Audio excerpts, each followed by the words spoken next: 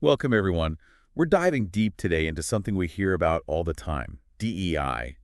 But looking ahead to the future of work, you know, Right.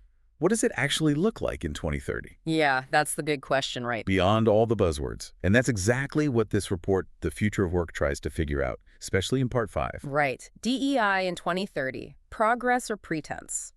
Catchy title. It gets right to the point, doesn't Oh, it? yeah. And they don't mess around. Like the intro is this split screen. On one side, you've got these super sleek, diverse teams. Everyone's collaborating, all happy. Okay, so the ideal, right? Exactly. But then on the other side, it's historical footage, segregation, protests, the whole struggle. It's like, whoa, reality check. Yeah, stark Yeah. contrast.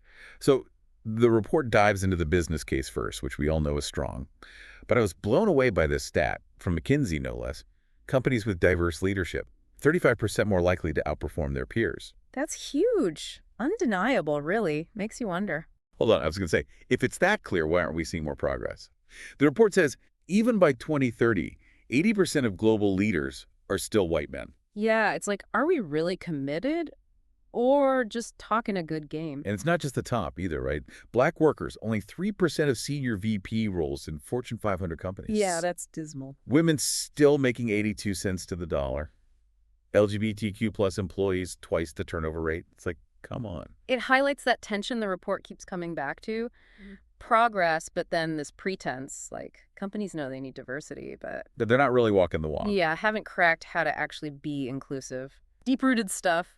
Good intentions aren't enough. So solutions. The report talks about Salesforce, like maybe they're a model. Mm. $16 million since 2015 to get to 100% pay equity, gender, race, the whole thing. Significant investment. Gotta Yeah. give them that. Could be setting an example, maybe. But the report asks, right, is it real change or just good PR? Only 23% of tech firms even do regular pay audits. So maybe Salesforce is the exception, not the rule. Meaning, a lot of companies, they're not really prioritizing this. Right. DEI's got to be about talent, not charity. Got to move past what they call diversity theater. Hiring for looks, but then... Nothing changes under numbers. Exactly. No change in promotions. The culture stays the same. Pointless. So we're talking about real change, not just for show. Mm.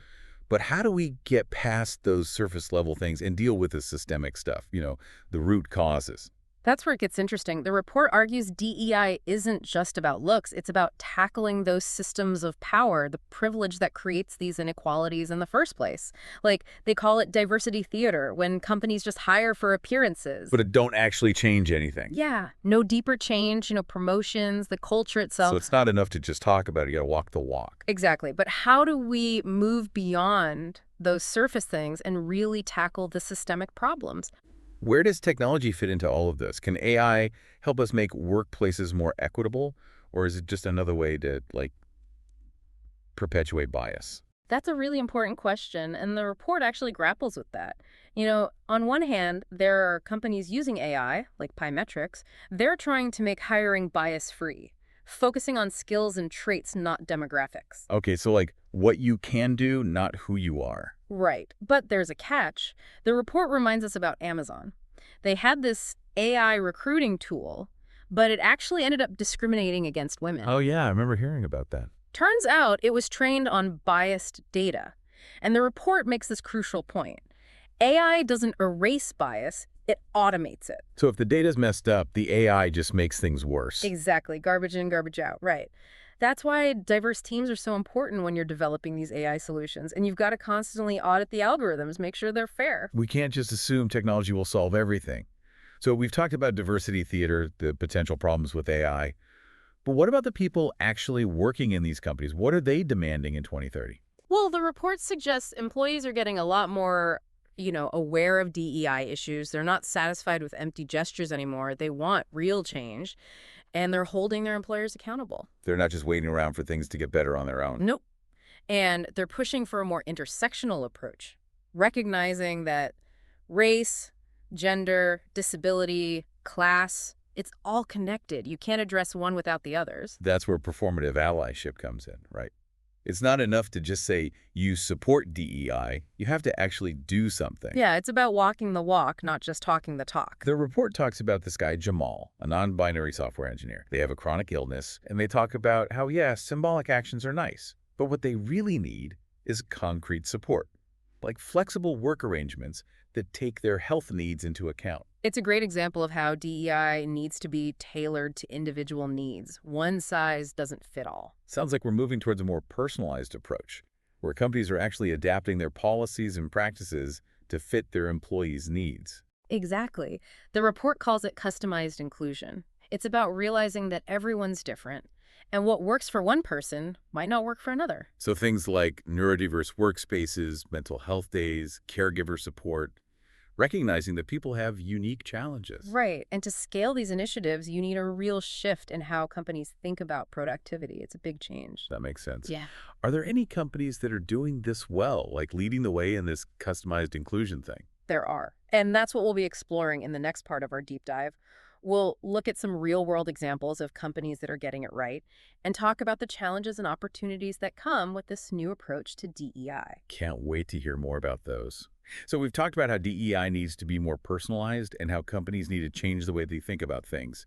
But there's another piece of this puzzle, right? That connection between DEI and climate justice. It's not enough to just have inclusive workplaces if we're ignoring the planet. Right. As we shift to a greener economy, we got to make sure that transition is fair and just for everyone. Otherwise, we risk making existing inequalities even worse.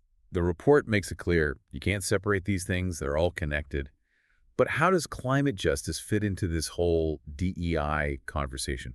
What are the specific concerns? Well, the report highlights this potential problem, with green jobs and sustainability efforts. They could unintentionally leave some communities behind. Okay, so like not everyone benefits equally. Exactly. For instance, what happens to those working in industries that are, on their way out, like fossil fuels? Yeah, that's a big one. We have to ensure they've got access to the training, the opportunities in this new green economy. Can't just abandon them. We can't just assume everyone will automatically benefit from this shift. Right, exactly. And it's not just jobs. Think about the cost of living in those sustainable communities. Yeah. Or having access to green technology. Like a whole new kind of inequality could pop up. Yeah, if we're not careful, it'll be a two-tier system.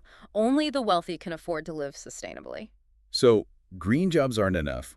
We need equal access to the benefits too. Yeah. But how do we even start to tackle this? It seems huge. It is big, but not impossible. The report points to a few areas we can focus on. Education and training. Okay, getting people the skills they need. Right, equipping them for these future jobs and making sure those programs are open to everyone, regardless of background, Leveling the playing field. But education alone can't do it. Definitely not. Infrastructure, investment, that's crucial. How do we make green technology affordable, available to all? And those communities hit hardest by environmental problems, they need investment. So we got to be smart about where the money goes and how we make policies.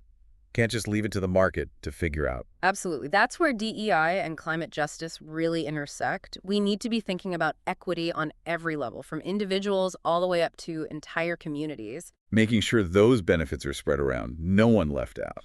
But how do we make sure these things are actually prioritized? I feel like climate change is so urgent. Right. Sometimes social justice takes a back seat. Like, we got to fix the planet first, then we'll worry about fairness. I get that. But the report argues that we can't separate them. Climate justice, social justice, they're two sides of the same coin. Can't solve one without the other. So it's not either, it's both hand. Got to find solutions that are sustainable and equitable. Exactly. And that means a whole new way of thinking about progress. It's not just about cutting emissions or creating jobs. It's about a more just world, period, for everyone. That's a big goal. Yeah. But kind of inspiring too, I feel like we're at this point where we could actually build a future that's both sustainable and fair. We are. It won't be easy. There'll be challenges, setbacks. But if we work together on DEI and climate justice, I think we can do it. Make a better world. For all of us and the generations to come. That's a great place to end our deep dive. I think we've covered a lot. That gap between what companies say about DEI and what they actually do, the problems with AI, the importance of personalized approaches, and sharing power. Yeah, and we can't forget that crucial link between DEI and climate justice. A sustainable future has to be equitable too. It's been a journey. From diversity theater to customized inclusion to climate justice, it's clear that DEI isn't just a checkbox. It's a total shift in how we think about work, about power, about how we treat each other, and the planet itself. Yeah, it's the whole package. Thanks for joining us on this deep dive. We'll see you next time. And until then, keep learning, keep asking those tough questions, and keep pushing for that better future.